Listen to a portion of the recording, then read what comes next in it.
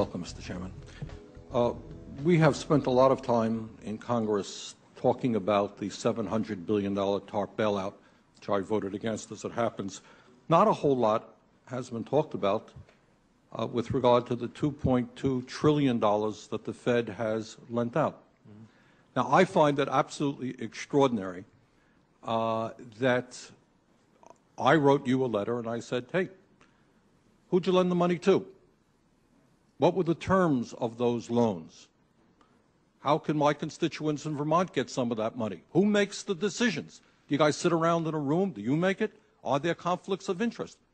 So my question to you is, will you tell the American people to whom you lent $2.2 trillion of their dollars?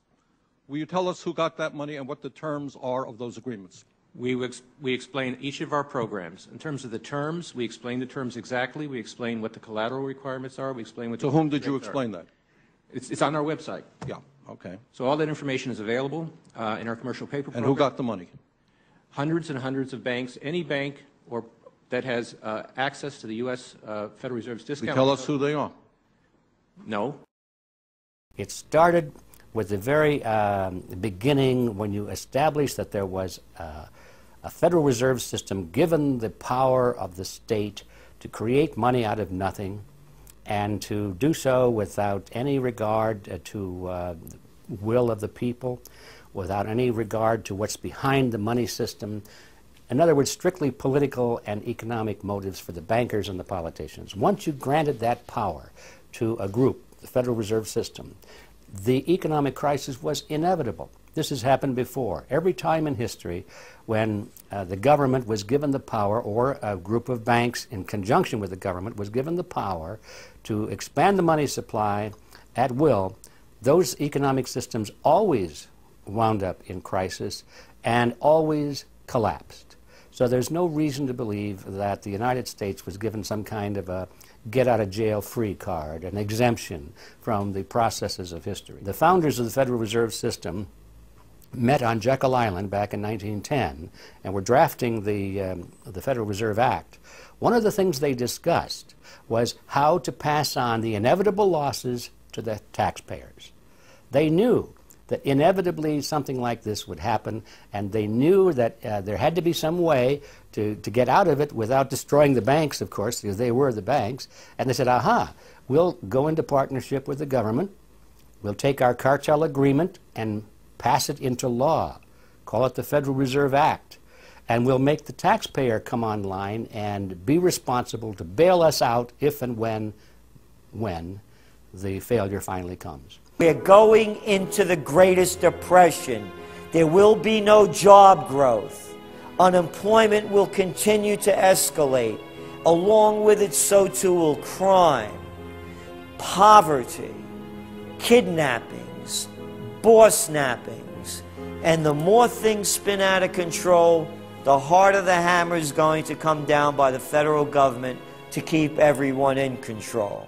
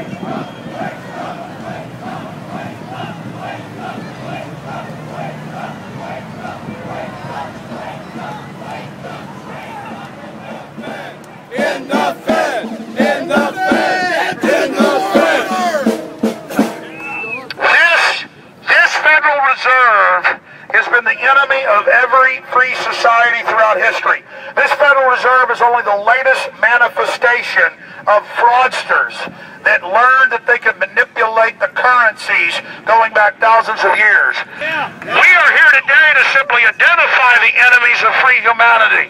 But you need to make it clear to the world, these people are the enemies of private property or the general public. They want to make us all dependent under the yoke of a giant system that they control. And their attempt to claim that rebellion against their tyranny is to bring in socialism is an attempt to suck out our substance and reduce us to the level of slaves.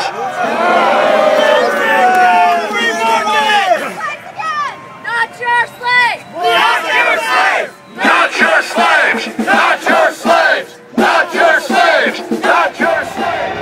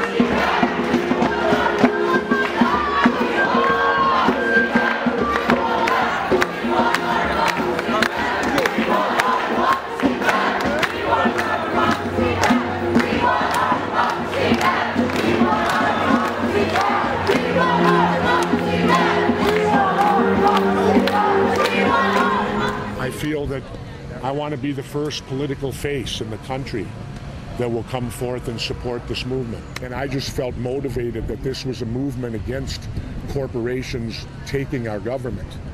And I feel that I have to stand with these people on that position. The central message is we have two political parties who have sold themselves out to Wall Street. Now, I love Wall Street. I do. I just don't like the crooks and conspirators who run it. I mean, every Secretary of Treasury, regardless of political party, comes out of Goldman Sachs. It's touching a nerve right now. Why? Because there's many people who love our country and don't like the idea it's been hijacked. I have a T-shirt now that I put out on my website that says, with my name on it, I love my country, not my government. The Federal Reserve is a private bank. Is a private bank. It is no more federal. It is no more federal Than Federal Express. than Federal Express. Our former president. Woodrow Wilson Was supported during his campaign by the bankers. Upon leaving office, Upon leaving office, Woodrow Wilson Woodrow Wilson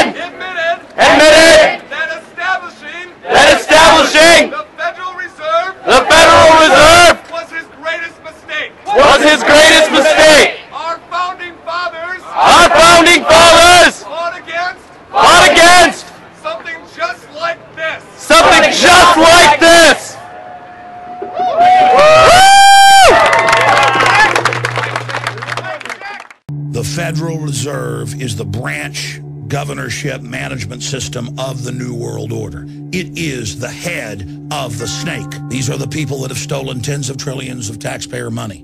This is the criminal group that got rid of the Glass-Steagall law and allowed the mega banks to issue trillions of dollars of Ponzi scheme fake paper. These are the people worldwide that want your pension funds that you've paid into. These are the people that want to create VAT taxes and sales taxes to pay off their black hole of debts. We threw off the British in 1776.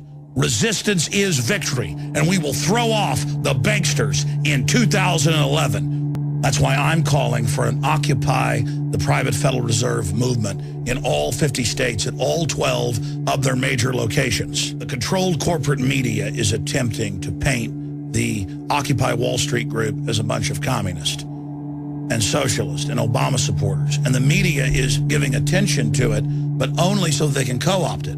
The people on the ground are good and understand the Federal Reserve is the central organization empowering this world government system. This is a revolt against banker occupation.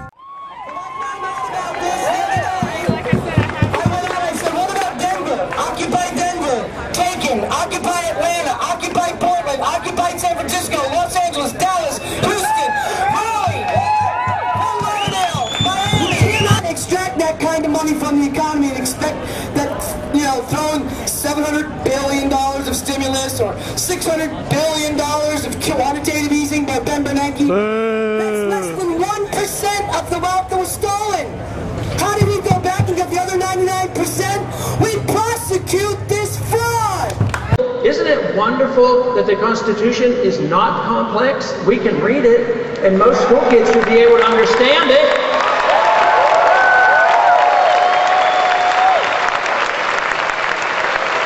But that might be one of the reasons the Constitution is not taught in our public schools, because if we raise up a new generation of individuals, they might realize that this whole system of government that we're inheriting and that we're working with and trying to change is unconstitutional. We shouldn't have it.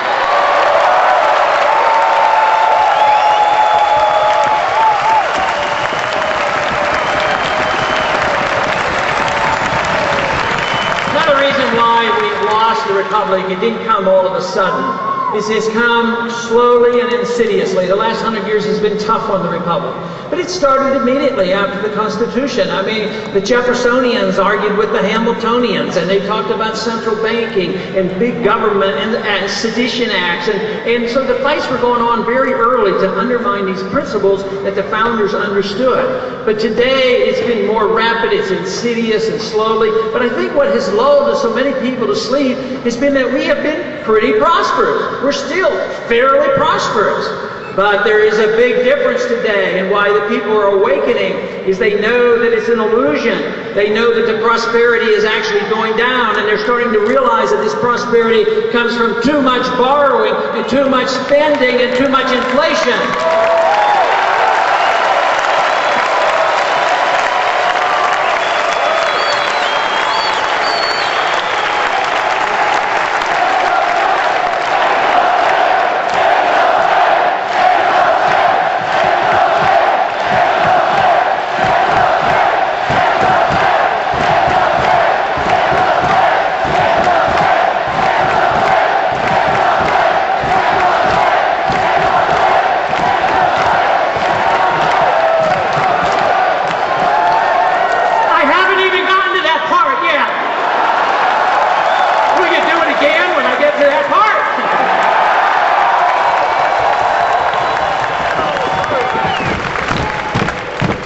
Civilization advances when you have less power in government. The more power you have in government, the more they resort to the ancient tradition of the warrior spirit. The warrior spirit where everything is gained by going out and robbing and killing and plundering.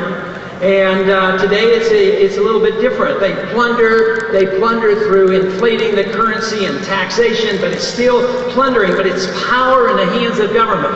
We had an example, a beautiful example of minimal power in our government, and then we had maximum productivity and maximum wealth. But today we think too much of the wealth and believe that government provides this, rather than understanding that wealth and prosperity comes from freedom and productivity and not from the government.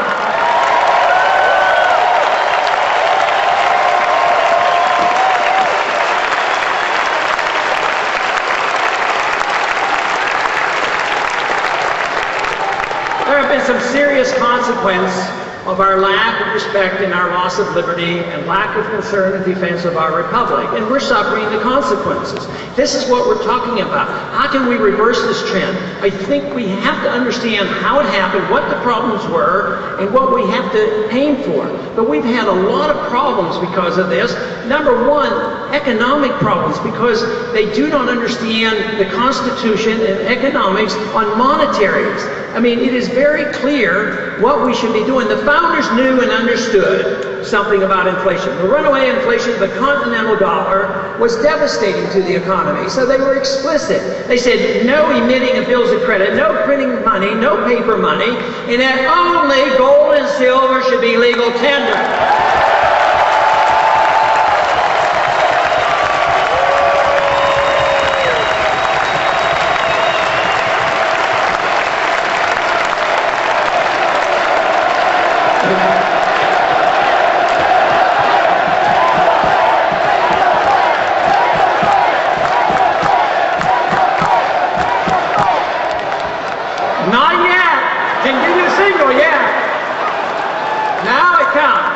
There is no authority in the Constitution authorizing a central bank, which means there should be no Federal Reserve System.